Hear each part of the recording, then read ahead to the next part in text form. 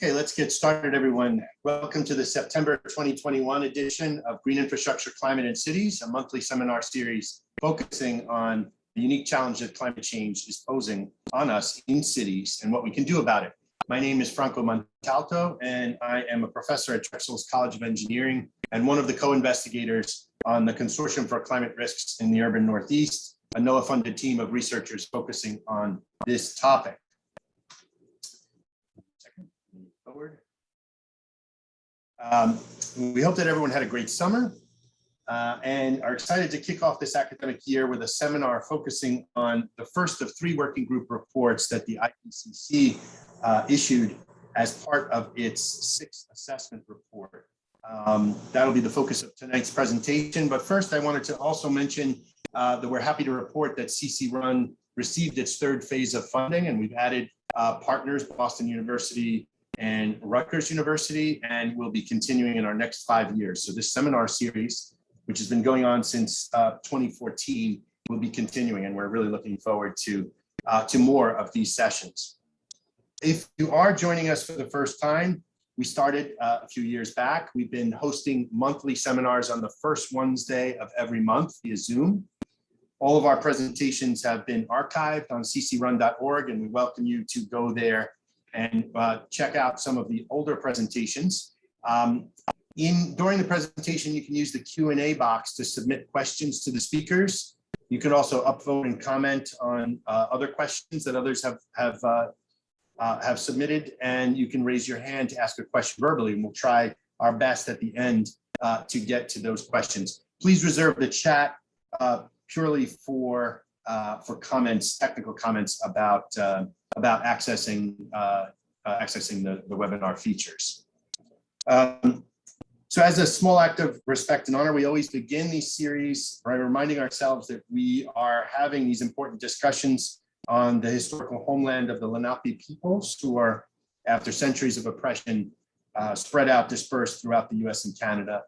And we hope that these discussions, the discussions that we've had in previous seminar series, can help us to better care for this small corner of the planet and its people with the same respect and care demonstrated by the Lenape.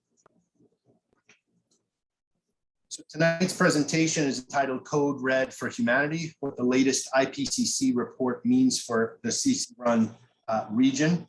So on August 6, 2021, while we were in break, the IPCC released the first working group of its 6th assessment report entitled, focusing on climate science. And this report was called a Code Red for Humanity by the UN Secretary General. This working group report details the most up-to-date physical understanding of the climate system and climate change, and brings together the latest advances in climate science, paleoclimate observations, and simulations.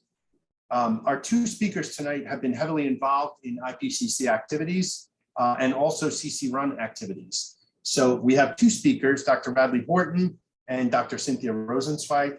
I will introduce them individually right now, and then we'll go through a series of presentations and eventually get to a discussion. So Radley Horton is the current PI of CCRUN from Columbia University. He's a research professor at Lamont Doherty Earth Observatory. His research focuses on climate extremes, tail risks, climate impacts, and adaptation. He's also Columbia's lead PI for the NSF-funded Megalopolitan Transformation Hub. He was a convening lead author for the 3rd National Climate Assessment, and he's also a member of the New York City Panel on Climate Change and teaches in the Sustainable Development Program at Columbia. So Radley will kick off the presentation by telling us more about the climate science, the new features that are in this latest report by the IPCC. And then Radley will be followed by Cynthia Rosenzweig, who is the founding PI of CCRUN back in 2010. She is a senior research scientist at the NASA Goddard Institute for Space Studies and an adjunct senior research scientist at Columbia University's Earth Institute. She's also a professor in the Department of Environmental Science at Barnard.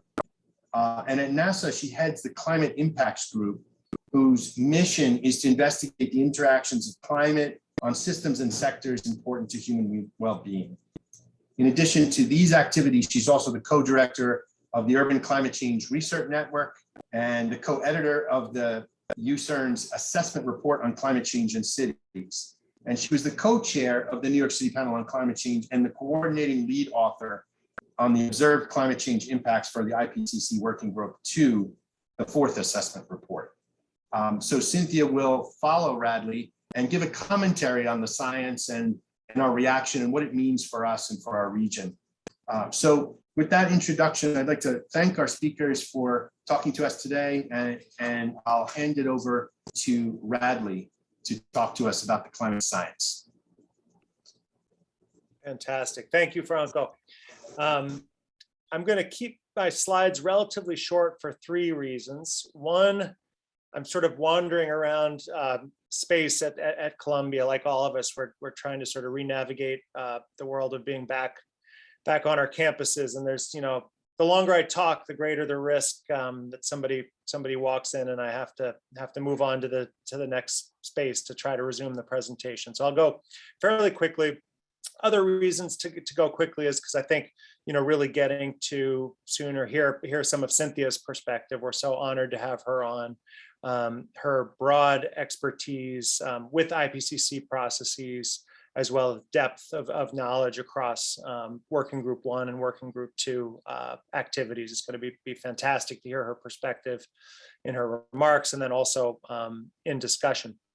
And as a third point, I should note that I'm not an IPCC author. So what you're getting here is sort of my take from looking through the report, 30,000 foot level, sort of, my own interpretation of what some of the key findings are, but do want to highlight that I wasn't, in the trenches helping to write this report that we're going to be hearing about.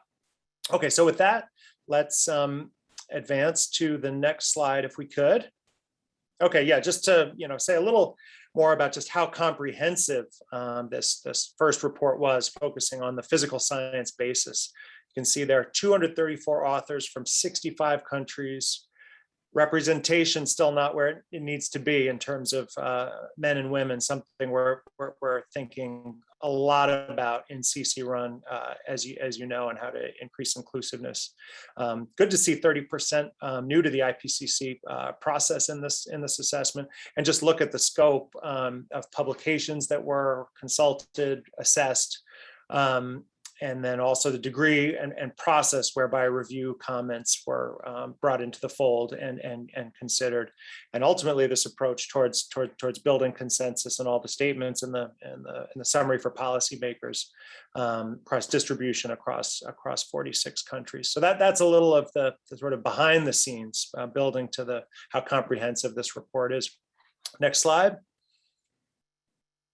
Okay, so updates to some takeaways that a common theme here is, some of these slides are probably going to look somewhat familiar to you, but they reflect advances in our understanding, either as we in some cases have more data now, as we've had more years as we go into the current, but also sometimes through advances in our understanding of paleoclimate and historical data. We also have advances in our models, as well as in other sources of sort of building knowledge and sort of growing understanding of processes, some of which comes from models, but some of which can come from other methods as well, and sort of new means of engaging with different types of groups to build knowledge. So yeah, some of the slides will look somewhat similar, but you'll see new focus, stronger statements in some cases, and also I think enhanced graphics and means of communication. So yeah, a few of just noting how exceptional our CO2 concentrations now are in the atmosphere. 40%, more than 40% above pre-industrial, and the highest in at least 2 million years. Fastest rates of sea level rise in at least 3,000 years, probably longer. And just how exceptional this loss of Arctic sea ice that we've seen, about a 40% reduction in the last 4 decades or so. That's the lowest in at least 1,000 years. And look at the glacial retreat, unprecedented in at least the last 2,000 years. And again, probably a lot more. So this shows just how extreme what we've been observing since we started putting all these greenhouse gases into the atmosphere has been. This is not something that can be explained away by natural variations, such as, say, changes in solar radiation, or by what we call internal variability, just the kind of random interaction of the ocean and atmosphere. There's something bigger going on here. It really is exceptional as it's due to human activities. So next slide. Okay, again, another sort of updated, refined version of a slide some may have seen before, but really just even adding the last 6 years or so of data since the prior IPCC report, you can see now that warming has exceeded 1 degree Celsius now at the global average, almost 2 degrees Fahrenheit. This is faster than we thought it would happen. So what you're seeing on the left there is showing over the last 2,000 years, based on our understanding of observations, what has the temperature been. These are 10-year averages. So you can see as you go back further in time, to 1,000 years or so ago, where obviously we didn't have stations, we have to rely on other sources of data. There are uncertainties as a result of that, if we're relying on things like tree ring data, for example. But if you look at just how exceptional the warming has been in recent decades, you see it's well outside those bounds, even given the uncertainties of the last 2,000 years. And then the figure on the right is a really important one. It includes some of the information from the figure on the left. Specifically, if you hone in on that black line, you're seeing there individual years of observed temperature going back to 1850. And so again, you can see that acceleration in recent years. So this is the individual years, whereas the black line on the prior figure was a smooth 10-year average.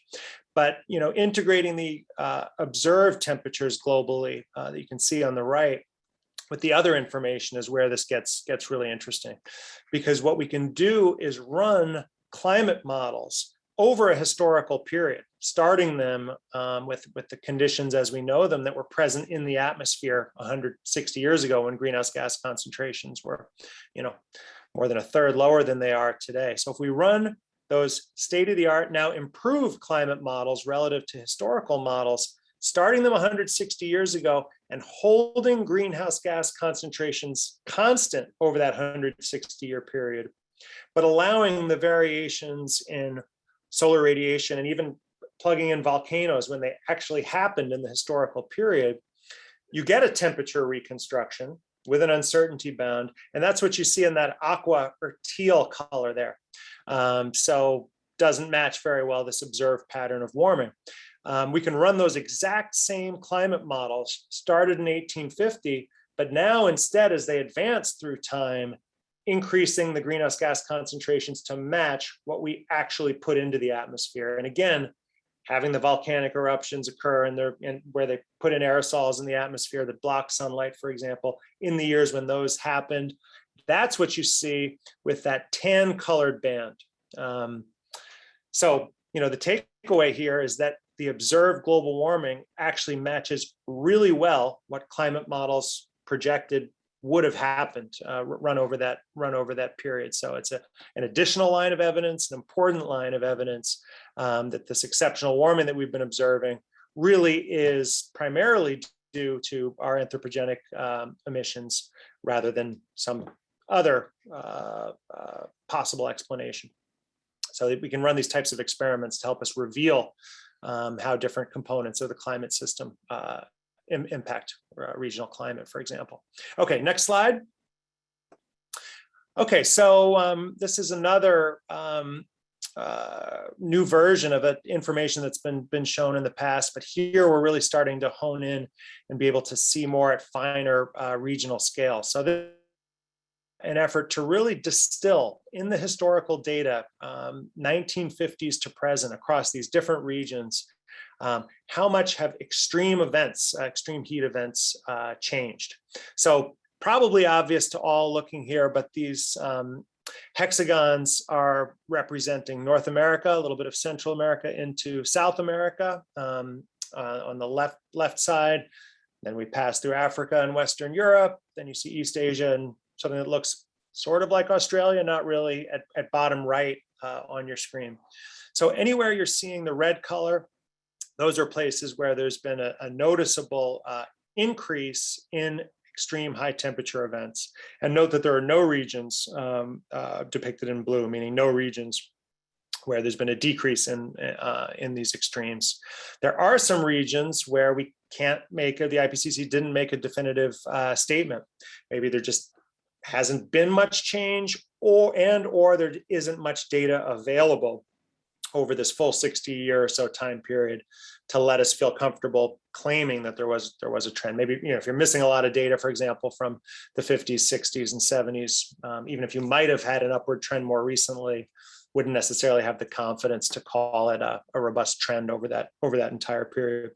And then, sort of speaking a little bit towards the confidence, the dots that you see below the regions is associated with the confidence statement that these observed changes were due to this human contribution, which is primarily the burning of fossil fuels and the increasing of carbon dioxide in the atmosphere. So the confidence statements somewhat, I would say, largely mirror the observed trends, but they're not identical. And that's due to a variety of factors, including how good climate models, when they're run over that historical period with increasing greenhouse gases, as I mentioned, whether those models are able to reproduce these kind of observed trends. But this is, much more distilled information at finer spatial scales than has been offered in the past. Okay, next slide. So something similar for increases in extreme precipitation events, something, very much on our minds in the Northeast for quite a while now, and certainly especially after events of the last month or so. So similar idea, green depicting robust upward trends, no matter what the cause might be across regions. Initially, you might look at this and say, well, there's a lot of areas that don't show this increasing trend. That's true. On the other hand, there are some patterns that we can glean, such as a lot of these mid-latitude areas, Eastern North America depicted as ENA, for example, Central North America just to the west of that. As we move across the mid-latitudes and across that same populous band of Europe and Asia, for example, EAS at far right East Asia. So you can see some very populous regions, very important for global agriculture, grains, for example, key infrastructure areas with large population have experienced this robust trend in extreme precipitation. No regions showing a clear decrease in extreme precipitation. This is an average precipitation. This is the extremes. So the picture is not quite as clear as it was for these extreme temperature increases. But I think if you look closely at certain regions, such as I say, the mid latitudes, there is a pattern, really beginning to jump out.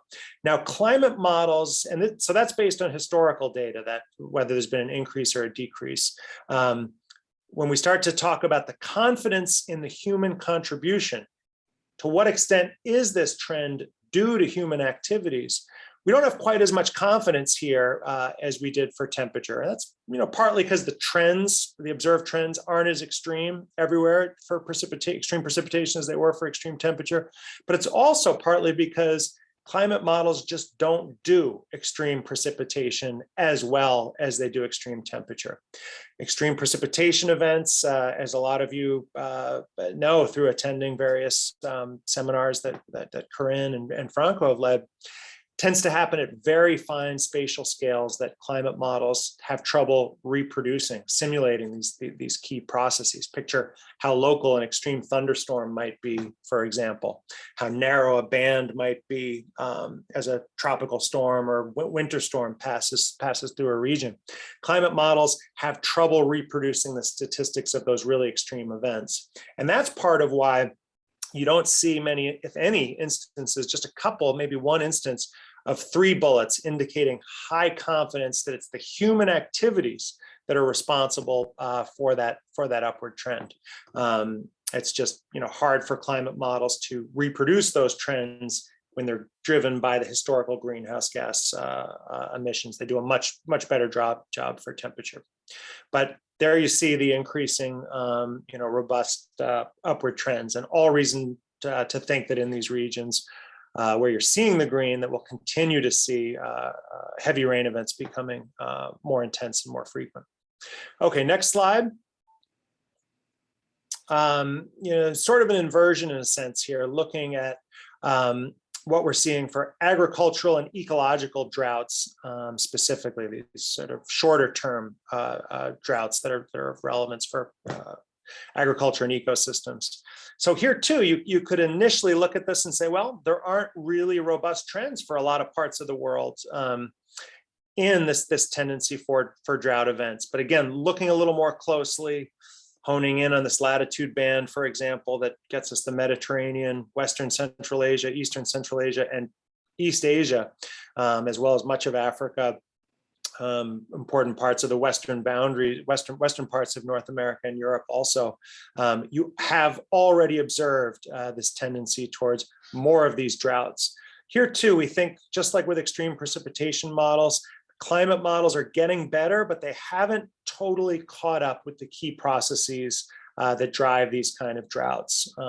Partly it's a story of how well they do the precipitation we just talked about, but also it's related to complex issues about, as temperatures go up in the atmosphere, for example, during heat waves, do these models correctly extract the right amount of moisture from the vegetation, from the soils? If they don't, if they underestimate those processes in the models, you might not get as many droughts as you do in the observations. But even in the models, you can see that there has been this tendency towards more of these kind of droughts, as depicted in some of these regions where you see 2 bars where there's medium confidence that the droughts that have been observed have a strong component due to the anthropogenic emissions of fossil fuels, especially. Okay, next slide. All right, just a few takeaways, updated statements relative to what you may have seen before. Really an emphasis on hot extremes in this latest report, seemingly mirroring so much of what we've seen in the Pacific Northwest this summer and in other regions, sort of exceptional heat. Very clear ocean warming now that is far beyond the bounds of natural variability, and the ocean acidification really becoming detectable and clearly due to the extra carbon emissions in many ocean areas. And then the permafrost zones, the frozen areas, continuing to show these increasing trends, the retreat of the glaciers. I mentioned earlier the 40% decrease in Arctic sea ice and major decreases in spring snow cover as well, all the way back to the 1950s. Okay, next slide. Yeah, just to say a little something about sea level rise. I know we've had some comments come in about sea level rise. If we look at IPCC projections of sea level rise over time, there has been a sort of nudging up, especially of what the thinking about what the upper bound could be. If we look at this latest report, you can see those SSPs, those are reflecting assumptions about what the concentrations of greenhouse gases are going to be in the future. So you see that there is a range, you could be anywhere from 0.5 meter up to 1 meter, so 1.5 feet to 3 feet roughly, if we really rely on what we get directly from those climate models. But the IPCC has now included a scenario here that they call lower likelihood. Arguably, it's not extremely low likelihood, but certainly a high impact storyline. It's not getting quite the weight that those greenhouse gas concentration driven sort of mainstream scenarios are, but the IPCC did feel from a risk management perspective that it was important to note that if we have high greenhouse gas emissions consistent with that SSP 8.5 scenario, and if we start to see some major changes in the stability of the ice sheets, what we call some dynamic changes that help take that ice that's currently not contributing to sea level rise, moving it towards the water where it can cause an increase in sea level, that they can't rule out this idea that we could get 1.75 meters, something on the order of a little over 5 feet of sea level rise by 2100. So I think that reflects certainly a nudging up for the IPCC for that upper end scenario relative to anything they've said before. Okay, next slide. And just, this report isn't primarily around greenhouse gas mitigation or emissions reductions, but we know that's a huge interest to this community of practitioners. So did want to just say a little bit more about those scenarios that help to drive those climate models we've been talking about, yielding the temperature projections, these rainfall projections. So you can see these different assumptions. We're already today at about 40 gigatons, slightly more carbon dioxide per year equivalent. And you can see that, we really need to reduce those emissions a lot and very quickly, like before 2030, if we want to have any hope, as we'll see on the next slide, of not blowing through the 1.5 and 2 degrees Celsius targets. So already we're emitting at a very high rate globally. With each year that we don't move those emissions down a lot, they need to drop more each year than they did during the anomalous blip. If we could trivialize it so much of what COVID meant for emissions, we need something more like on the order of 9% emissions reduction per year each year to keep us on a trajectory to not blow through 1.5 or 2 degrees Celsius. And some of the scenarios, though, considered by the IPCC, I think understandably, given the historical rates of emissions growth we've seen, don't assume that we will get control of this scenario and reduce our emissions.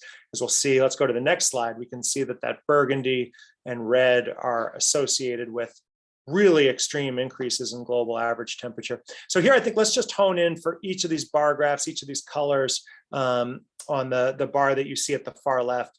That's the effort to integrate not just the carbon dioxide, but also the effects of non-carbon dioxide greenhouse gases. That's your methane, your nitrous oxide, and then also the effects of aerosols, those small particles that actually tend to block sunlight. So just focus on the extreme left. As you can see, if we actually start at the burgundy color, if we don't get control of emissions, or even with the red, if they continue to go up, we're at scenarios of more than 3 degrees Celsius, 6 degrees Fahrenheit or more of warming. And given all the effects that we've seen with just that 1 degree Celsius, clearly we need to be much more ambitious in our emissions reductions. We need to be on that dark blue and light blue trajectory, probably the light blue really, to avert the worst impacts, to still be able to adapt given the kind of challenges we face. And, the further we turn up that dial with greenhouse gas emissions that lead to warming, the bigger the potential for surprises, cascading impacts that are beyond what our models are able to project. So from a risk management perspective, all the more reason to not play around with these dials so that we can minimize, not eliminate the risk of real surprises that we wouldn't be able to adapt to. Okay, next slide. Yeah, okay, so this is a nice new addition as well. Some of the kind of things that under Cynthia's leadership, New York City, New York State have been showing for a while, but it's nice to see it from the IPCC, this characterization of how these historical rare extremes with warming, just how much do we see the increase in their frequency changing? And the overall takeaway is a little bit of warming can mean that what used to be a pretty rare event becomes something really frequent. And so, if we want to focus on that 1 in 10 year heat event that's shown on the left, by definition, that's a once per decade event from 1850 to 1900. But with just the 1 degree Celsius of warming, slightly more that we've had so far, that's become almost 3 times as common already. So when we think about our infrastructure that was built in the past, it's already not suited. It may have never been suited perfectly. It's deteriorated. But even separate from that, just the warming to date has made our infrastructure less prepared for extreme heat. And then as we go to the future, we see under the best case scenario, these heat waves are still going to become much more frequent, maybe, once every 2.5 year event, consistent with a 4.1 fold, that becomes a once every 2.5 year event, something that happens 4.1 times every 10 years. And then if we don't get our emissions under control, you can see that it's, essentially a once per year event. And if you look at the 1 in 50 year extremes, it's the same story, but actually an even bigger ramping up of the dial of more frequent extremes. Okay, next slide. Yeah, okay, so I think we may have a chance to talk about this a little more later, but just to note that the IPCC is really honed in now on these impact drivers, really thinking about particular climate hazards that are directly impactful of various critical systems. And here you can see depicted in purple those instances where there's high confidence that this event is going to become more common in the future, and then the red showing areas of decrease. And so the decreases for things like cold spells, frost, that are becoming, and in the future expected to become, that have become less common, are going to become even less common in the future. So this sort of fine, high resolution delineation of different types of hazards of clear impact for various sectors is a nice, nice new addition, and surely a graph we're going to see a lot in the future. Okay, next slide. Okay, yeah, so just to wrap up, sources people can go to for more information. Again, I apologize for not being an IPCC author myself. Wasn't able to, give you the sort of on the ground characterization. May have gotten a little bit of this wrong, but I think at the 30,000 foot level, hopefully captures some of the key takeaways. And a note too about this interactive atlas that's available, consistent with this approach of the IPCC of now really trying to get closer to actually handing over and delivering climate information that can be of use for various types of decision making across diverse groups. Okay, so thanks, and I'll turn it over to Franco, I guess, to turn it over to Cynthia now. Yeah, thanks so much, Radley. That was really a lot of information, and I really appreciate. I'm sure all of our viewers appreciate you taking the time to go through all of that with us, and in particular that atlas, because I know that was one of the questions, was how do we access the data? That's one of the questions that was submitted to us. So it's great to see that. So we'll have a facilitated discussion with Radley afterwards. Let's move on to Cynthia's presentation, and then we'll have some Q&A. So Cynthia, it's all you. Please take it away. Very much, Franco, and thanks to CCRUN for inviting me back. It's just a great, wonderful occasion for me to be back with catching up with all the great things that CCRUN is doing now. And congratulations on the award of 5 more years of funding. So well deserved. And I think the CCRUN RISA is really one of the flagships of the RISA program across the United States, but of course I'm biased. So just to say, I've been involved with the IPCC kind of for decades. I was trying to think back, what did I do in AR 1 and 2? I think I was a very, very young reviewer at that time. But through the various assessment cycles, because that's what they are, I've worked as I've contributed and been part of others of the assessments as lead author and coordinating lead author. And most recently in the 6th assessment cycle, which it includes not only the 3 working group assessment reports, of which working group 1 just came out, and we're eagerly awaiting working groups 2 and 3 reports as well. But there were 3 special reports, one of which was on the acronym is called CIRCLE, the Special Report on Climate Change and Land. And so I worked on the food security chapter there. Anyway, turning now to AR6 Working Group 1. Radley, thanks so much for the great summary of the science. And so what I'm going to do is just pull out some of which very much echo what Radley was sharing, is what are some key themes from my point of view, from my perspective, that that this Working Group 1 AR6 really was bringing forward. So here they are, and I'm going to just give very brief 1 or 2 slides each for each one of these. So the first thing that really comes to the fore is that AR6 has the highest degree of certainty ever in the science. That's very much the first theme. The second theme is Radley was showing a lot and really explaining about the detection and attribution. And the key part here, as I'll go into a little bit more, is that they used to just be looking at the mean temperatures, but now the detection and attribution are being done on the extreme events as well. The third theme that I think arises as an implication from the working group 1 AR6 is about adaptation. I think that it is really bringing the need for adaptation as a response to climate change to the fore, as well as mitigation. I think also Radley was showing there is a much, much, much greater focus on regions now, and that links so much to CCRUN and the work of the RISAs across the United States, that climate change is happening at the regional level. And really, I think the IPCC really finally was able in the climate science part to really focus on the regions. And then the last theme is something that Franco and Radley asked me to bring up some thoughts about the kind of the reaction from the report. Where do we go in regard to, is this so pessimistic that it leads to perhaps inaction, or are there any optimistic aspects arising from our really engaging with this report? So those are the 5 themes.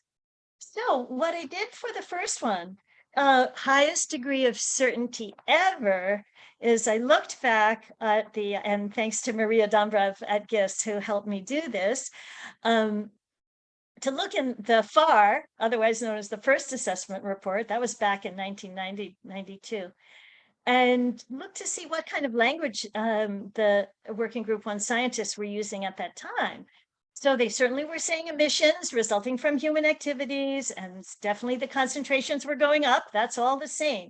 But look at the verb that they're using about what the increases would do, right? It says will enhance the greenhouse effect. They're not saying they are, right? So that was way back in the beginning. There was uncertainty about the actual manifestation of the increasing emissions on the greenhouse effect and the warming. That leads me to the other word that I highlighted there, that we highlighted there, which is warming. And it very much focused on warming. And for a long time, as you know, climate change was called global warming. So that was in the early days. Now let's look at the major statement coming out of the report that just was released by the IPCC.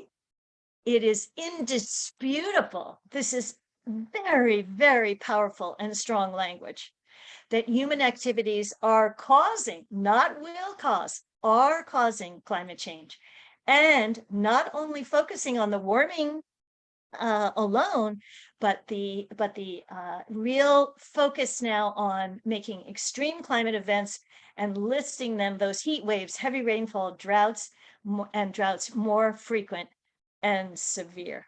So this highest degree of certainty ever, I think, has some major implications as we go further into these themes. But first, Radley and I said we were going to just show one slide, the same anyway, but this means that we can give a quiz on it, Radley. Okay, because you will have now seen it twice. But what I chose this one, I didn't look at we looked with Radley at the precipitation and some of the drought analyses of detection and attribution. What was something that struck me with this, and this goes back to that first statement coming out of the first IPCC report, is warming is still absolutely the strongest and in a way the most almost like critical effect, because look how ubiquitous it is. The others are not, with all the different climate things that are going on with the climate system. the warming is still incredibly powerful. So this is what, when you look at it's like red almost everywhere, right? So warming is still such a critical part. But the key part here is that it's not just the mean surface temperature warming, but now this is the hot extremes. So it's a combination of a focus on warming still, but with what the evidence is actually showing, but it is moved beyond the mean impact to the hot extremes, which is what, of course, on the impact side is the most important. So I just highlighted both the observed changes and this confidence level. And I think the confidence levels are very high in many places. There are a lot of 3 dots in those, some in every continent. So I think that this, clearly this detection and attribution of extreme events is very, very critical to a critical finding of AR6 Working Group 1, but with I think with very much a primary focus on that warming. So what does this greater amount of certainty and the focus on extreme events and the detection and attribution of extreme events actually then imply? When one of the main interpretations of Working Group 1 work for, I would say, the first 5 cycles was the main role of Working Group 1 was to provide the evidence and the rationale for countries to come together in the United Nations Framework Convention on Climate Change process and mitigate the causes of climate change. And that was the major focus of this. Is, as you can see, a lot of it still remains, I think. Of course, their role was to say climate change is real, it's happening, it's dangerous. And these changes are throughout the climate system. So that links to, I really do believe that Working Group 1 was very linked to the central aim of the Paris Agreement, which we put here, which was to strengthen the global response to climate change by keeping a global temperature rise in this century to well below 2 degrees and to limit the temperature even further to 1.5 if possible. And Radley was talking about what those mitigation challenges are. He spoke about that. What I think that Working Group 1 does in a combination of for two reasons.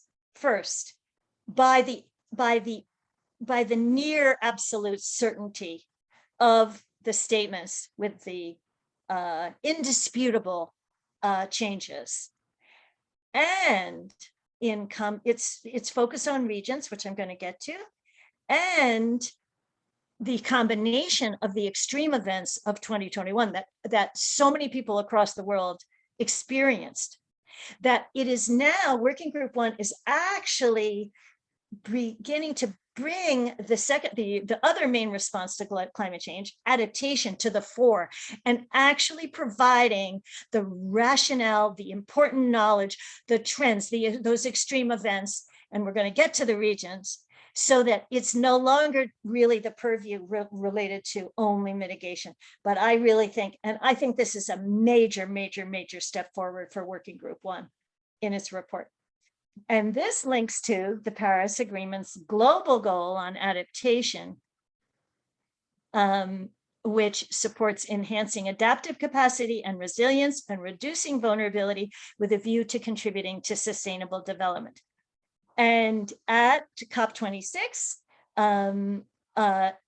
one of the watchwords for COP26 is, and I'm putting my quote signs up, increasing ambition on adaptation. And I want to highlight a program that Radley and I also worked on besides CCRUN, which was, at that time it was known as ProVIA, the Program for Vulnerability, Impacts, and Adaptation. That has now evolved into the World Adaptation Science Program, and we are preparing our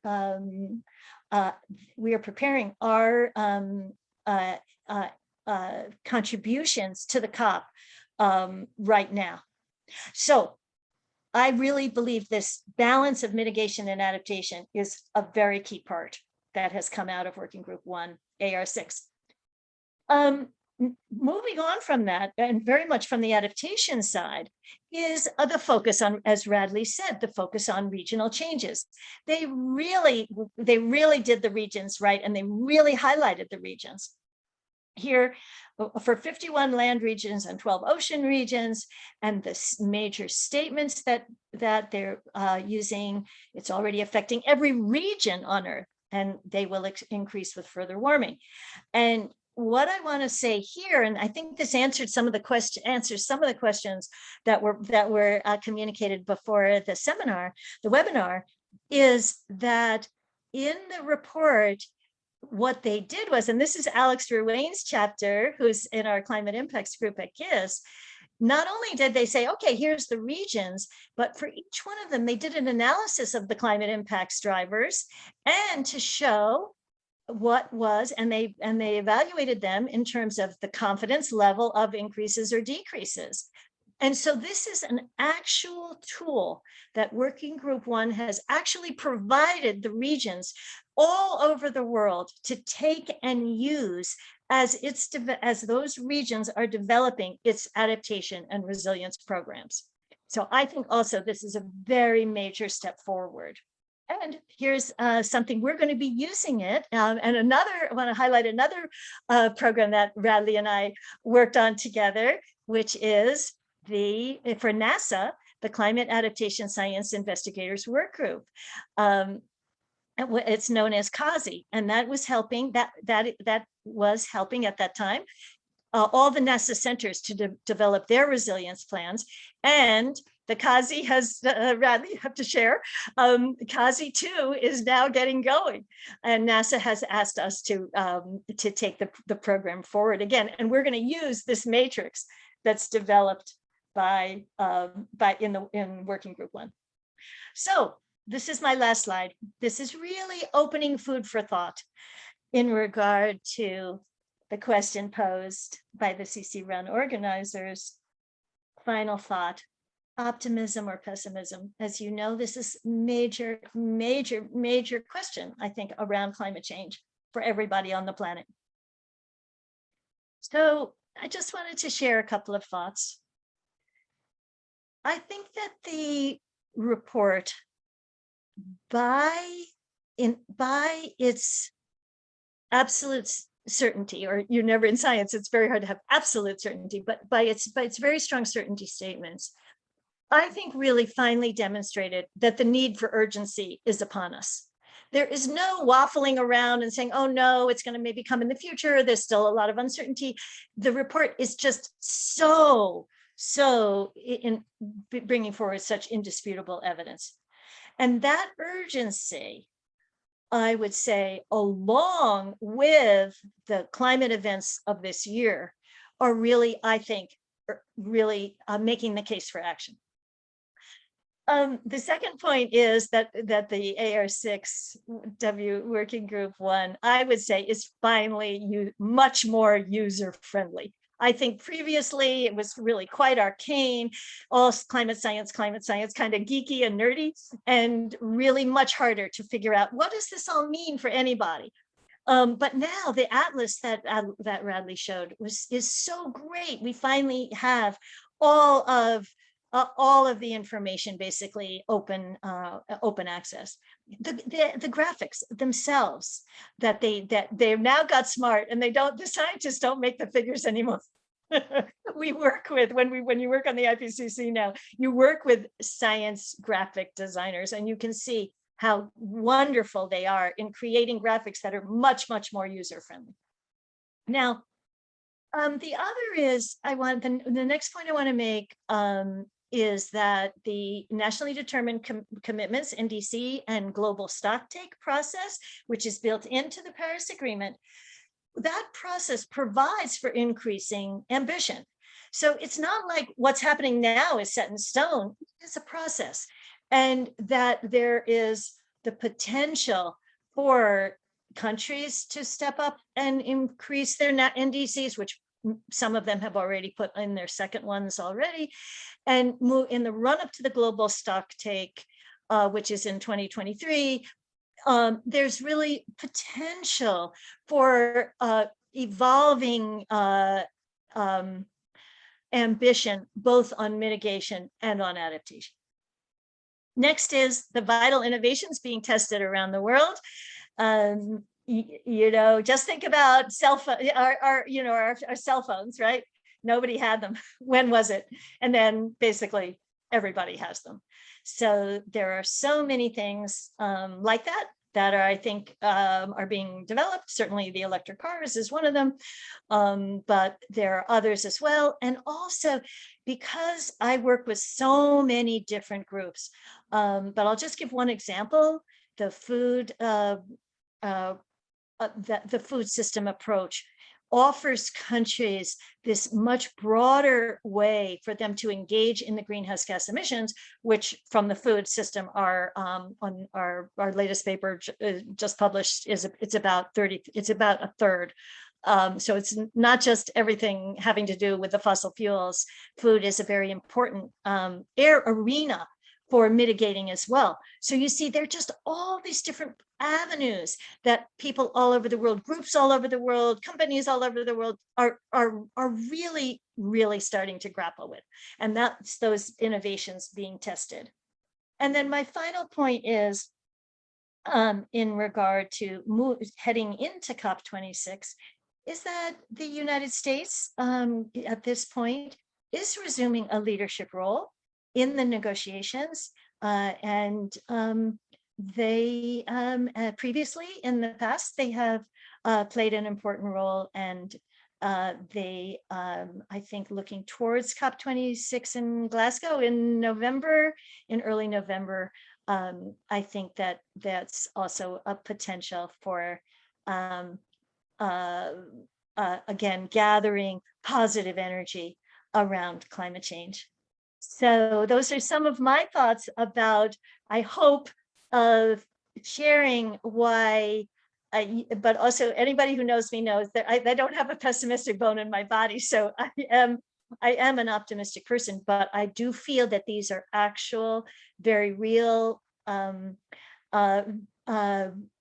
think, elements and themes coming and arising from IPCC Working Group 1 AR6 that I hope can tilt the balance to optimism. Thank you very much. It's great to be here. Thanks so much, Cynthia. And your words in this last slide were really helpful to me. I hope to many of our attendees as well, just these reasons for hope. That's so important to us right now as we sort of try to make sense of, if that's even possible, what we're being told. I mean, the use of the word indisputable in a scientific report is itself shocking, but thank you for those thoughts. It's really helpful. Just gonna say, there's probably a lot of us right now trying to figure out how to take a photo of the screen right now. After these 5 points. Yeah, I know we'll be able to, get the slides after. But everybody will be able to get the slides. Yes. You know, we sent them to CCRUN, so happy to share. Great. So we do have a number of questions. Whoever's sharing the screen, if you don't mind stopping. Oh, sure. I'm just seeing now a lot of questions in the chat, but I've been sort of paying attention to the Q&A. And there are just so many questions. I'll do my best to sort of pitch some of these to both of you.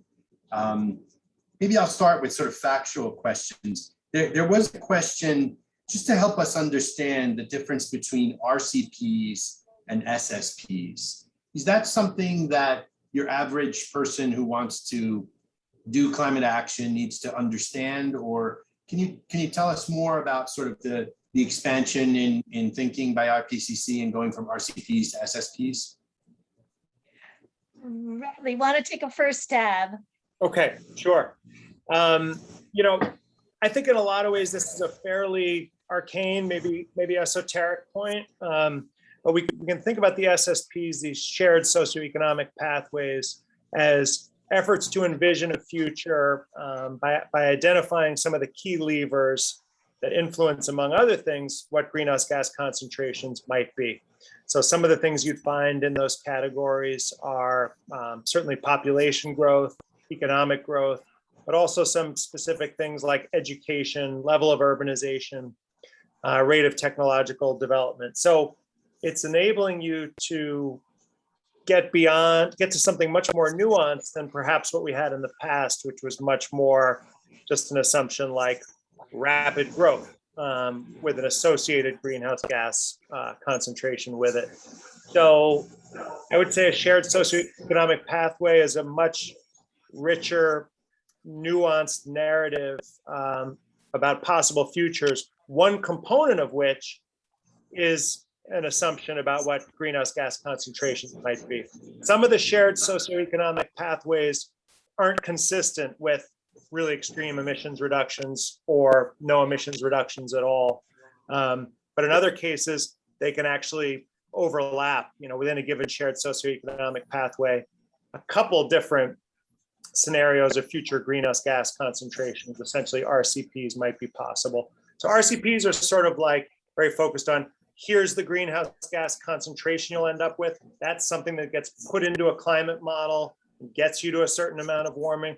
Shared socioeconomic pathways are more nuanced. They're behind the scenes. They're narratives of how the world might change, one element of which is an assumed greenhouse gas concentration. That's sort of my reading of it. Cynthia, hopefully I didn't get that wrong. I think it's a very good explanation. Okay. I would say here is one place where here's a counterexample to being user-friendly. Yeah. The IPCC, and we know the folks, and we've been, of course, involved in helping to create these things. The point I would like to make to the folks on the webinar and CCRUN is to utilize your own interpretations of them as you do resilience planning and adaptation planning in the region, right? And then you can create your own narratives. And remember, we did that, Radley, in the New York Climate and Health Project. Because really, and that's what the creators of this system really want, that you can then say, all right, well, for the metropolitan region, for the CCRUN region, New York metropolitan region, what would be a low emissions future, and how would that look in terms of the demographics, the land use change, right? And what about a high one? And then just take two of them, create and name them so that you can understand what they mean. Because with those numbers, it is really hard to remember. I'm always having to have a cheat sheet going, oh yeah, this is the one that's kind of sustainable development. Anyway, but that's, I think, that's really what to take out of it. And the numbers at the end, 8.5, for example, those are the same, right? So both, you're getting there to a different pathway, but 8.5, RCP 8.5 and SSP 8.5 is the same from an emission standpoint. It implies the same physical watts per drive. meter squared. Those are the watts per meter squared units. Okay. And then there was a related question about this, this low likelihood, high impact sea level rise scenario that Radley mentioned for the SSP 8.5. So it is SSP 8.5, but it is low likelihood, high impact. And it's just a question on how low is low likelihood? Is that, what does that mean, low likelihood? How does an everyday sort of decision maker, planner, citizen think about what low likelihood means to IPCC? You want me to take a first stab at that? Cynthia? Yeah, Okay. please take a first stab at it, and I'll give a little bit of historical context. Okay, yeah. So there are some uncertainties about what future sea level will be that are inherently related to just what the greenhouse gas concentrations will be. For example, if you wanted to focus on how much the oceans will expand as they warm, a lot of the uncertainty about how much the oceans will warm and expand can be predicted if we knew what greenhouse gas concentrations were going to be. Not all of it, but most of it. That's a key uncertainty. But if we're actually talking about an ice sheet, sitting on land at the edge of the ocean, the forcing from greenhouse gases is important, but there are other really deep uncertainties as well related to sort of fundamental processes. What's going on at the edge of that ice sheet? Is it going to cleave and break off? Is the lower boundary where that ice sheet meets the land going to start to melt and have less friction and therefore move? So the greenhouse gas concentrations ultimately nudge you towards a different probability, but in a sense, there's a much deeper uncertainty related to the physics of the ice sheet that's much more profound than the uncertainty sort of how much the ocean itself is going to expand as it warms. So yes, that high end scenario is based on the assumption that we would have the high end emissions of RCP 8.5, but it's also assuming that the ice sheets themselves might respond in new ways. Quickly on the issue of low probability, the first point is some of these things are so high consequence if they were to happen, that even if they're really low probability, you still need to think about them. And then my personal opinion, just to put it out there, is that there is, for all the great things about the IPCC, all the advances, there still are some elements of the process that can make it prone, arguably, to underestimating the probability of some of these tails, even as they're probably the best thing out there for predicting most likely scenarios. I think that's my personal opinion. Very, very good explanation. I just want to give a little bit of history. I think that in the fourth assessment report, Working Group 1 decided that they would only stick to projections that came from models, from the GCMs and the use of the GCMs.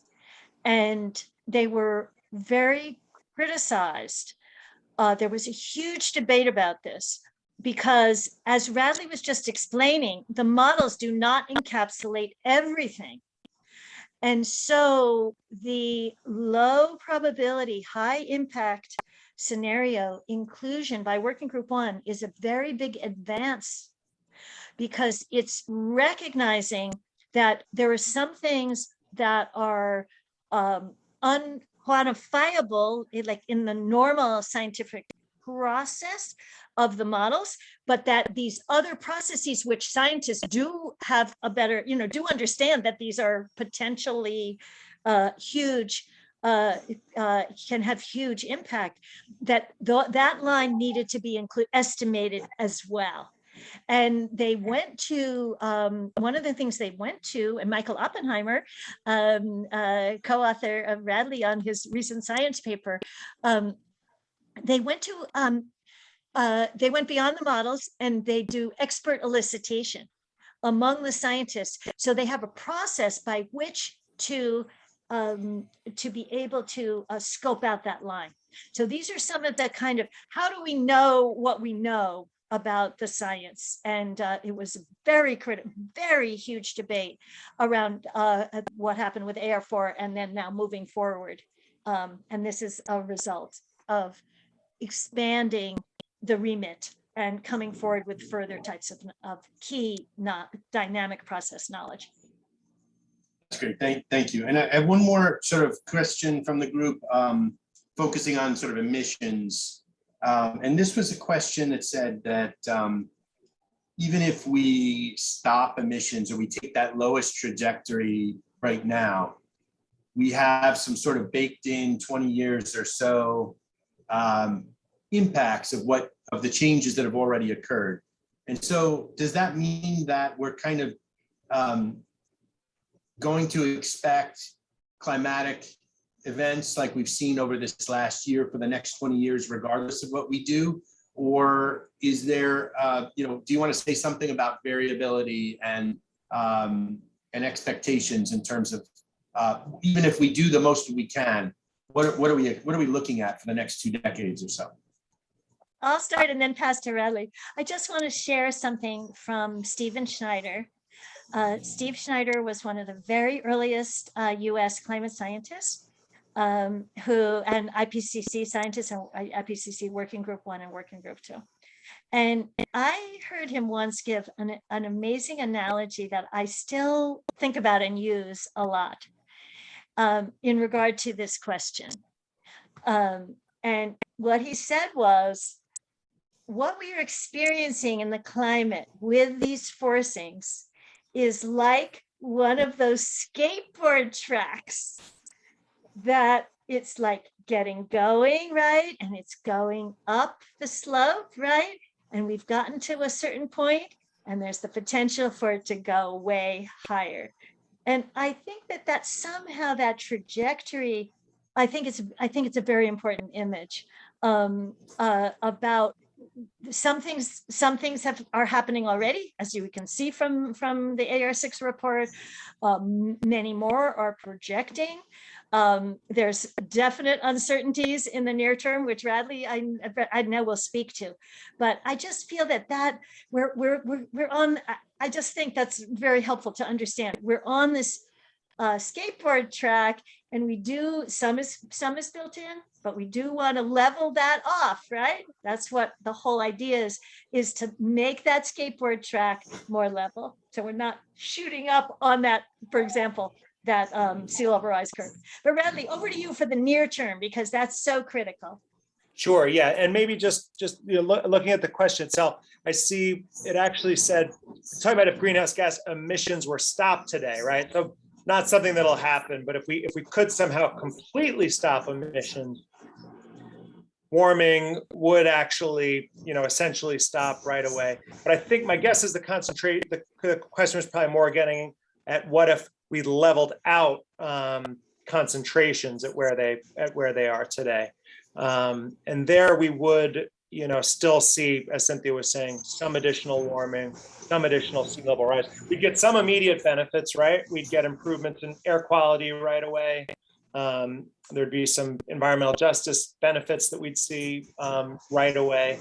But it is true that we would still, have baked in some additional warming, some additional sea level rise. But sort of, part of my take on what Cynthia just said is, I said earlier, the further we tweak this system, the bigger the potential for something nonlinear happening, either on the climate side, change in a basic process that's beyond what our models have been able to simulate, or in this world of impact. Have we underestimated our vulnerabilities to a certain amount of warming? So one of the key arguments to reduce our emissions dramatically right away is just to decrease the odds of something happening that we basically, aren't able to sort of dial it back from.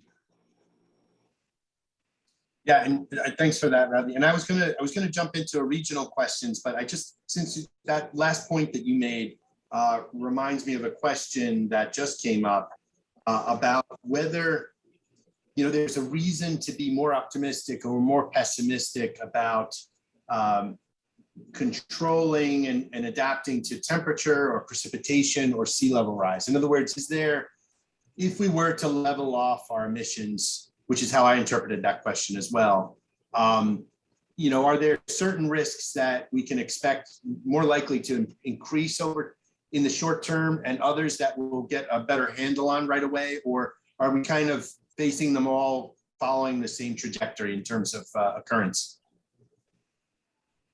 Great question. What do you think, Cynthia? That's a really interesting question. I think I think that there's I think they looked at that. Which are the impact drivers that are they said, okay, with 1, 2, 3, 4, and 5 degrees, 6 degrees warming, what's the trajectory of those impact drivers? And actually, they're really quite similar. So I don't think we would differentiate between temperature, precip, and sea level rise. My reaction to the question, which is a really great question, is there are so many things that can be done to adapt to all of it, and also thinking about it in a holistic way. I think also that we're so used to siloing, here's our temperature, here's our precip, and here's our sea level rise, but actually think about, right, what did we just experience with the hurricane? There was sea level rise, potential changes in the strength of the storm to get it all the way up there. There was intense precipitation, right? And there was also very hot temperatures before and after. Also putting, for example, elderly people at risk. So I guess I would also say, let's, I think, looking at the risks and adaptation in a more integrated and holistic way, thinking about sort of our new climate envelope. And, you know, there are many, many things we can do, but we've got to do it. That we have to do fast, because, you know, those, the flooded basements in Brooklyn, and it just, so, you know, I'm very sick about it. All the work we did in NPCC, we've got to keep going more and more and more, so everybody gets protected. So Yeah, let just- me, go ahead, Radley, I was sorry. just going to quickly give, you know, another example of what Cynthia was saying about how we can't look at the hazards in isolation, like looking at the fires, right? You know, maybe in the past 15 years or so ago, there might have been an assumption that it's the precipitation changes or reductions that are primarily going to drive increasing fire risk. But, you know, one of the takeaways is it's this combination of decreasing precipitation. We're learning that just a little bit more warming can dry those forests out so much faster, increasing the fire risk a lot. And then there's all the land use policies too, right? So yeah, the kind of holistic thinking about something like fire shows us that you know, we can't really think about the climate hazards in isolation. And I think there's a broader point about the field of sort of compound extremes, simultaneous extremes in multiple regions, sequences of extremes in one place, as Cynthia said.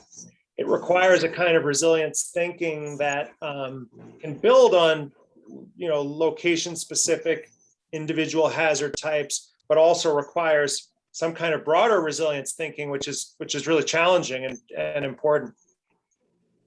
And you know, just again, I'm weaving in questions as I can here. Is that the reason that the forecast go back 2,000 years, not the forecast, but the hindcast or the analysis of these conditions? You know, there was a question about why the Industrial Revolution started in the 1850s. You know, why go all the way back? Why put it in that sort of 2,000 years of context? Is there something, you know, when we look at these individual extremes or how they work together, is there something more that we know and go back over 2,000 years? Yeah, go. I'll start, and then you carry on. It's very important to look historically, actually across all time scales historically, right? Because some of those things were 2 million years and 1,000 years, because you want to actually understand, well, were there trends similar to this before 1850? And so that's a key part of the science. And you know, at Lamont and at our GISS, you know, in Manhattan, we have people who are looking at paleoclimate all the way back, and also, you know, the trajectory. So it's very important, so we can understand, so we have the context of the changes that the science that we're seeing in the observational record, and also to compare the future projections with that. But I do also want to just say one more point about the question also as well, was there deforestation? So there is a scientist, I'm not sure if he's still at Lamont, but his name was Rudiman, right? Oh yeah, Bill Rudiman. Rudiman. Yeah. Bill Rudiman. Yep. And he wrote some key papers, maybe you can put them on the website, saying that the greenhouse effect by humans started with the agricultural revolution. That's 10,000 years ago. And he has done all maps of the spread of agriculture, and estimated, of course, it would be less than all the fossil fuel that we're getting, but there definitely has been work hypothesizing that the anthropogenic, the human-caused greenhouse gas emissions started way before 1850. Yeah, so looking at the long records lets us see the role of different types of forcing, agricultural changes Cynthia just mentioned, times when solar insolation, you know, solar flux is varied a bit, big volcanoes, we can see that the current effects of the anthropogenic emissions, the burning of fossil fuels, isn't the only thing that drives our climate, but over these timescales, it's the most important, leading to the fastest changes. And we can also see that there hasn't been natural variability over at least the last 2,000 years. In that example, sometimes we can see further back, it's as large as the changes that we've been seeing in recent years, that further helps us attribute it to human emissions. Thanks. So Cynthia, you talked about food a little bit, in that Lamont example. There is a question here that, what are the changes to food that we can expect in the US? And I'm guessing the question is, sort of the impact on the supply chain of food globally as a result of some of these changes. How far has the research gone in sort of taking the climatic changes and turning them into productivity changes and then therefore food supply? Oh, that is the bread and butter of our group. For working group 2, AR6, we have a major paper through AgMIP, the Agricultural Model Intercomparison Project. It's analogous to the CMIP, the Climate Model Intercomparison Project, that makes the climate projections for that's really it's really a cornerstone of the IPCC. And AgMIP does that for the crop projections. They're just and what we do is, in a similar approach, multi-model ensembles. So we're up to, I think now, 15 global crop models that do use protocol-based work, so that it improves the rigor of the projections, because you're getting error bars around those. In some ways, I say to all the AgMIPers, the climate people have it easy. All they have is the climate system. What we have is, we have the climate, right? We have all the climate changes, we have all the water changes for agriculture, and then we have the crop changes as well. So it's projecting the impacts with rigor is extremely important. I thought also the question, stay tuned. And that paper actually is going to be coming out in, I think it's Nature Climate Change or Nature Food, actually. And let me just say quickly, I'll give you a heads up. What it's showing is that the impacts on the negative impacts on crop yields are emerging faster in the projections than previously, especially in maize. Now, this speaks to another one of the questions, which maybe I can pick up here. I think one of the questions was about comparing CMIP 5 and CMIP 6 projections of the climate. And what we found by utilizing those two, because we did CMIP 5 for AR5, and now CMIP 6 for AR6. And the high end of the CMIP 6 climate projections are higher than the CMIP 5 ones. And this is one reason that is driving the projections to be more negative and to occur earlier. So I think that maybe is answering two questions in one. Very helpful. All right, so let's get to regions. So one of the questions was, obviously, and one of the reasons that you said there was optimism, Cynthia, was because now we do have a regional breakdown of risks and confidence levels of those risks. But I guess there's been a series of questions here about sub-region, right? We're in this Eastern United States area, but of course, decision-making happens at much more spatially granular levels, cities, counties, states. Where do individuals go, decision makers, practitioners, to get sub-regional information? How does IPCC have an intention to get even more granular than these like broad regions, or is that the responsibility of other scientific groups? What's your thought on that? CCRUN, I was going to say. Go to CCRUN. we gotta, yeah, work on the website right away. Yeah, no, but that's exactly right. I think this is a challenge. There are a lot of products out there. There are some sort of off-the-shelf downscaling products available. Some of them at pretty fine spatial scales.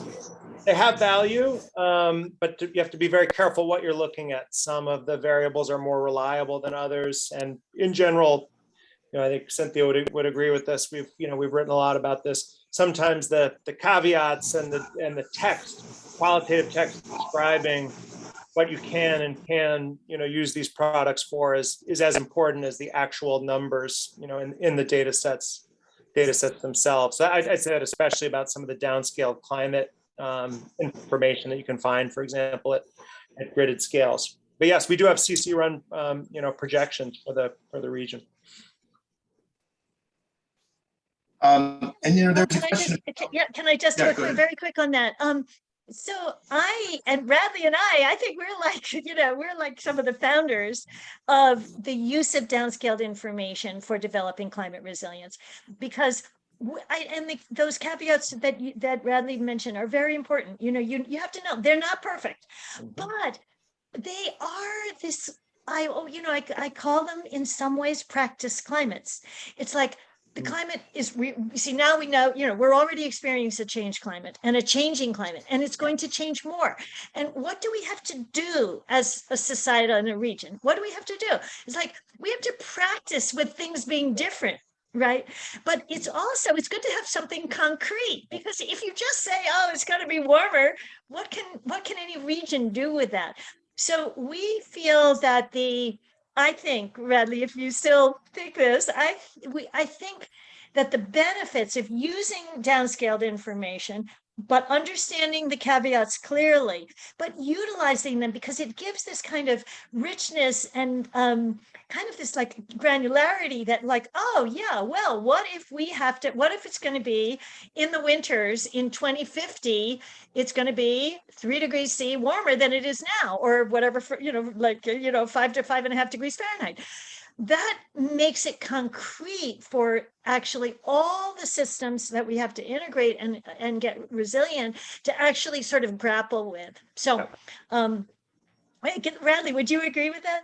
Yeah, and I think what you were saying at the end too about gives you something tangible to sit those different groups down together and think about these interactions across those systems too. So it's a practice scenario. It's also a practice exercise. It helps build those mental pathways and those networks to think about, oh wow, if we're in this future, there may be interconnections that we haven't thought that much about, that as we're building resilient strategies, we need to consider. And the downscaled information that you guys have provided to New York City, to Philadelphia, I've even worked with Dan and you in a project in the Caribbean. This has been extremely helpful in discussions that I've been involved in personally, but just throughout these regions. But can you say anything about whether? My perception is that there's more of this happening in more places, and that the downscaling and that the individuals. I'm not sure. What is your perception? Are more people, more scientists, more local scientists able to conduct these types of downscaling exercises globally, so that the regional information is getting interpreted and downscaled to a local level in more places? Or is this something that we're seeing kind of because we've got your expertise in our region, but we're not necessarily have that expertise everywhere? I think, Franco, that's really a very, very, very important question, because it really speaks to capacity and capacity building. So I want to bring up Urban Climate Change Research Network, UCERN, and the third assessment report on climate change in cities, which we're now engaged in our third one. And Franco is the hub director for UCERN North America. What these kinds of networks, and there are many, many of them, but we feel the knowledge providing networks are absolutely critical. There's also, for the cities, of course, C40 is fantastic, all the C40 ICLEs, UCLG, all these, the city ones are also very, very important, helping cities. I'm just focusing on cities now. Helping cities to, how do we deal with these really, really significant challenges? But having the linkage to the knowledge providing networks is also critically important. So we can help the hub. So the hubs, the North American hub, you're working on spreading the word to cities, smaller cities across North America, right? It's not the New Yorks and the LAs and the Chicagos, right? And the Houstons, right? It's like, wait a minute, what about, because these challenges are everywhere. So I really, truly believe we've got to keep working and creating and strengthening the networks, strengthening and strengthening the relationships, because just pulling off something downscaled from a web, that just really is not enough. It doesn't cut it, I don't think, for what the actual development of resilience, such as Radley is discussing, the process by which, and we called them in NPC, in New York City Panel on Climate Change, flexible adaptation pathways, can really get going and evolve and change. And I really believe right now, after Ida, we have a tipping point of remember that curve in which we've got to bear down in New York City and do some massive resilience interventions now, so that this doesn't happen again. So it's all this long-term relationship building, capacity building, and the networks. And Franco, thanks for your leadership for the Eastern Hub, North American Hub, and all the connections that you're developing to massively scale. So we have downscaling of the climate, but we have to upscale the resilience planning and action and responses. Yeah, just one more point about benefits of sort of localized, context-specific downscaling rather than off the shelf. This idea that the metrics that people care about are never going to be the same everywhere. Maybe everyone in the mid latitudes is going to care about how many freezes you get, but other things are always going to vary. What's the temperature threshold, the high temperature threshold that people care the most about? What's the number of days without rain that matter the most? That's never going to be standardized. It's useful to have a few common denominator metrics for sure, but local needs are always going to differ, just like whether people want the most likely projection or least likely is always going to vary. You can't standardize everything, I guess is all I'm trying to say. And just thinking quickly about that, the figure you're describing, Cynthia, is the one I'm thinking of. There was that also that sort of shadow line that depicted risk comfortability, essentially risk awareness, risk perception. That's right. And that's high right now, which sadly, indirectly, as a result of the suffering, might indicate that there's more opportunity now, right, to engage in some of those investments after people have been reminded of their vulnerability after Ida. So just another question. So we did notice in some of the IPCC graphics that our region, Eastern United States or Eastern North America, had lower confidence. And there's a question about whether the lower confidence is because we're kind of experiencing these opposing, we're getting more precipitation and greater droughts, or, we're getting more cold events and more hot events at the same time. Is that the reason why the projections here for some of the climate variables are considered less agreement, or is it something else? So it depends a little bit what we're talking about, but I think maybe this was referring to the extreme temperatures, and I think most fundamentally, Eastern North America just hasn't really had the strong upward observed trends in extreme temperatures that some regions have. There's a portion of the even though the Eastern US has warmed a lot, if we're talking about the hottest days, those summer days, there's actually parts of the Eastern US where there hasn't really been an upward trend in those high temperature extremes. There's a little bit of that natural variability. Maybe some people have argued it might be related to actually moistening of the atmosphere as some of that vegetation, some of those crops are giving off more moisture. It's kind of prevented temperatures from rising. But I think most fundamentally, there just hasn't really been a strong observed trend in extreme temperatures. And that other point about, could it be a sort of canceling out if you're having more extreme cold and more extreme high, more extreme precip and more extreme drought. I think these metrics, because they're focusing on extremes, would be able to differentiate. They wouldn't suffer from a kind of smoothing out. If you're looking at average temperature, it could cancel out. But I think most fundamentally in the Eastern US, it's one of the few areas you could say where there hasn't really been a strong upward trend in extreme high temperatures. And Central US too. Great, thanks for that. There was a question submitted before the event today, submitted about waterfront development, and I'm going to assume that it's referring to waterfront development in our region, and whether, and I know, Radley, I know that you've been doing a lot of work on managed retreat, and I wonder if there's anything in the IPCC report, and in particular the sort of projections for sea level rise in our region, that suggest any kind of dramatic changes in what we should be allowing or doing along waterfronts. Yeah, I mean, I'll start on that one. I think, the key sort of obvious takeaway is that the climate projections are just one part of the story, right? But certainly one of the takeaways I showed, at least one slide that showed how small shift in average temperatures, a little bit of warming, greatly increases the frequency of extreme heat events. And certainly one of the main takeaways with sea level rise, that Cynthia's work with Dan and I has helped highlight, is just a little bit of sea level rise profoundly increases the frequency of coastal flooding events. You can see that now in IPCC reports. So to the extent that sea level rise is even faster than the IPCC said it was before, it's probably not faster than what we projected it was going to be, but the IPCC frankly is, I think, catching up to those tail end sea level rise projections a bit.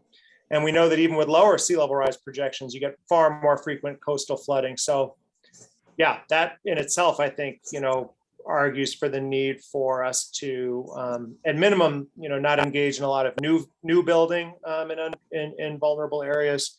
It's partly a way to avoid repetitive losses. It's also, potential loss of life issue as we keep seeing, the higher sea levels, warming oceans, already tenuous situations where people don't necessarily have enough time to evacuate become more of a risk. You have potentially less warning and less time to evacuate before an event. So yeah, I don't know. That was kind of a ramble. Cynthia, what do you think on that? I just want to say a couple of things. First of all, I like to call it strategic relocation. And the reason why is after Hurricane Sandy, Governor Cuomo instituted a buyout program in Staten Island for some communities there that were heavily damaged.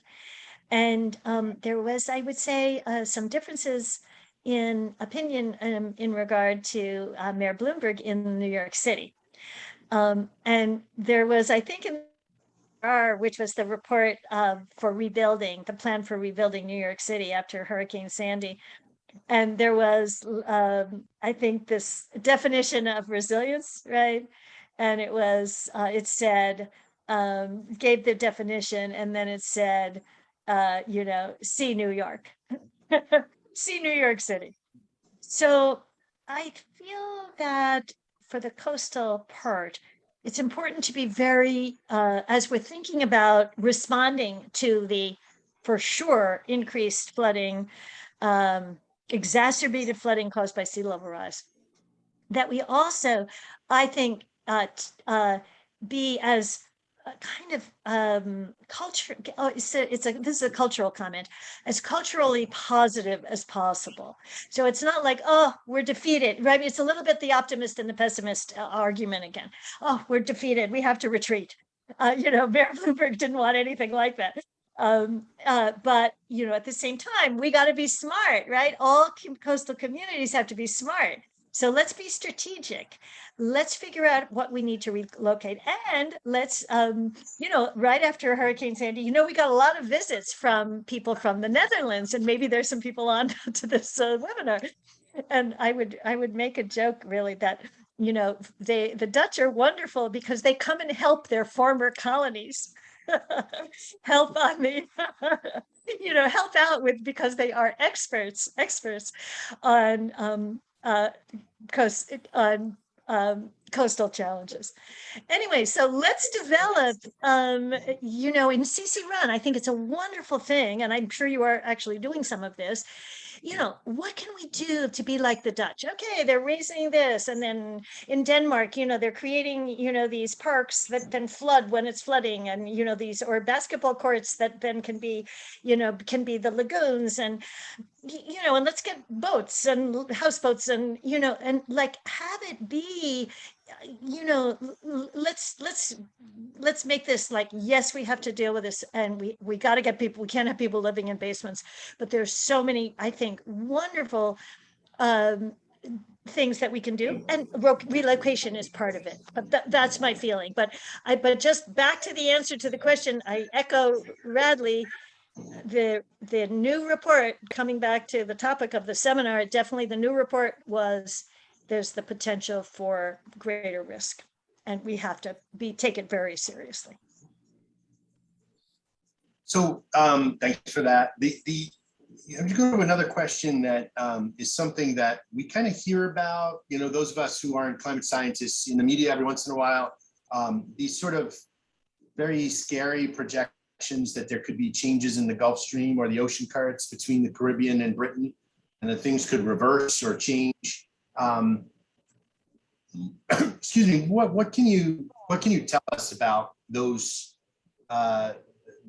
sort of theories? How devastating could they be, or what's the likelihood that we should be thinking about that? Radley, over to you. This is also has been studied at Lamont, right, with Wally Broker. That's very right. much. Yeah. Yep. So yeah, this is one of these potential surprises. Where we are, I think, today is that the evidence is growing that already we are seeing some weakening of the Gulf Stream, and the not identical but associated sort of large scale conveyor belt, if you will, overturning circulation in the Atlantic. So we know we don't have tons of historical data on it. We know natural variability can be large, but the evidence is growing, I would say, that it may be weakening a bit. And I think additionally, more scientists are coming out as they look at the latest models and saying that it could weaken a lot more over the course of this century. And so it's a real risk that it will decrease. Whether actually reversing probably is not a major risk. But bottom line, one of the big drivers for that Gulf Stream, not the only driver, but one of the main things that pulls that warm water to the north, is the fact that you have extremely cold, dense, salty water, salty and very cold water, which is the most dense water there is, forming in the North Atlantic around Greenland. It therefore sinks because it's so dense, and that water needs to be replaced from somewhere. It's replaced to a large extent from that surface flow from the south, that warm Gulf Stream water. So if you start melting the Arctic sea ice or ice in Greenland, if you start having more precipitation over the North Atlantic, both things that are predicted with climate change, you may have less of that dense salty water and more fresh water. The water is not as dense, it's less likely to sink. You therefore have less need, if you will, for that replacement water coming from the south and the Gulf Stream. That's part of the story for why the Gulf Stream could weaken. Probably not going to go away entirely, because there's other things that cause the Gulf Stream, wind-driven circulations. But the effects, were that to happen, would certainly be at least a relative cooling for parts of Europe. There'd be changes in the North Atlantic as well, potentially actually warmer waters in some areas. And then ironically, at least in the short term, Likely, well, yeah, yeah. So it's weakening, but not clear how extreme that risk is. But I think there's more concern about it than there was a decade ago, for sure. Really helpful explanation. I wonder that the physics of that are just incredible to think about. So there is a question about water quality and hypoxia, and so we've been talking about precipitation, temperature, all of these things, of course, impact water quality. You just talked about sort of salt concentrations being a driver of this, and that being related to runoff, being related to melting. There's another question in the chat about hypoxia and the dead zone in the Gulf of Mexico.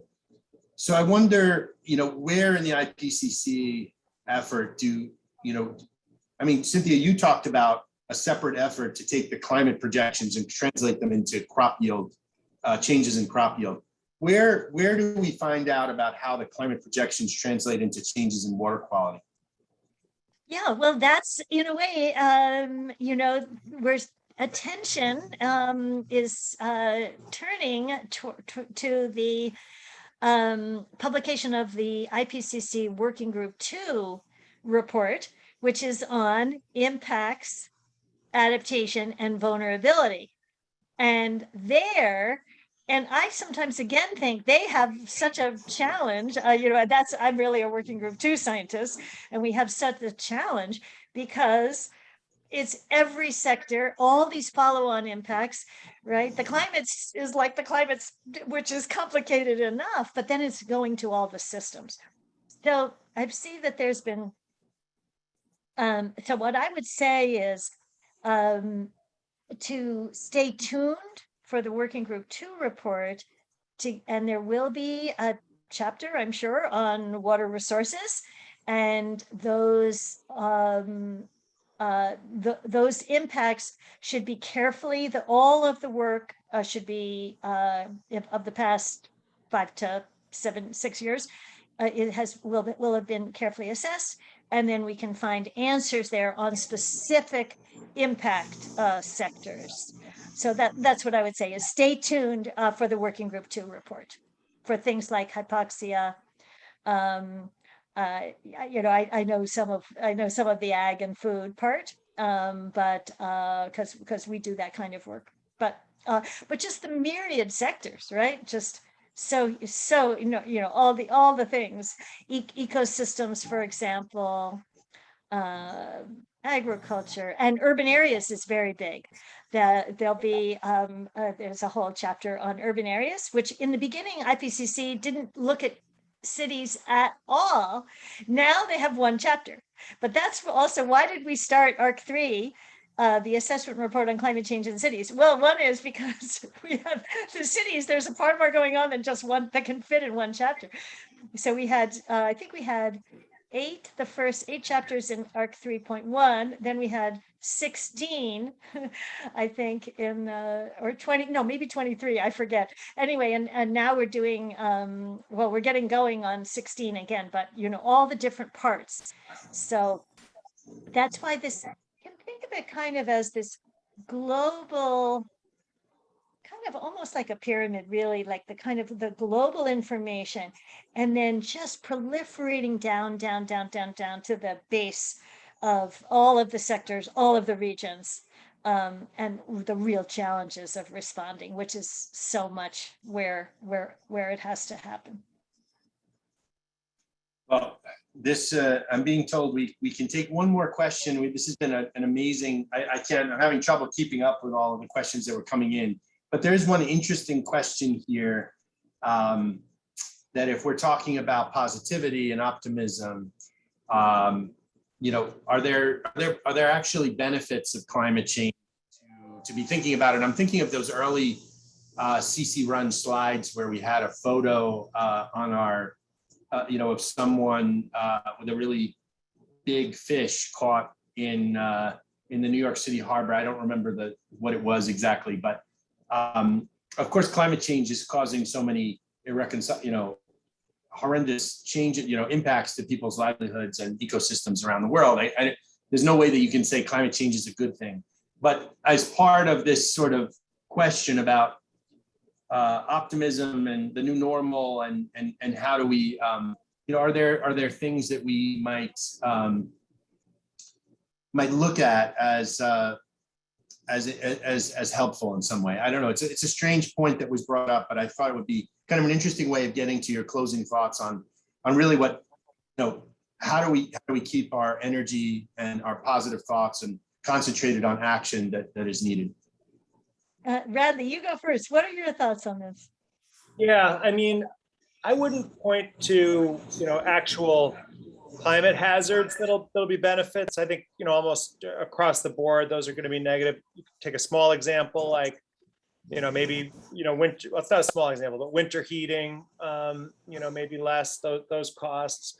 But once we step back and say, what are the effects on ecosystems, critical ecosystems of not having those extreme cold temperatures, the apparent benefits of less cold might start to go away in a hurry. But I think I think Cynthia's last slide really captured it best, is the sort of, we're at this sort of also like that skate park analogy. It's my personal opinion is that climate change is happening faster than we thought. And I also think that barring adaptation, we're maybe more vulnerable to even that 1 degree Celsius of warming than we thought we were, and that's depressing. That's scary. But as we heard from Cynthia,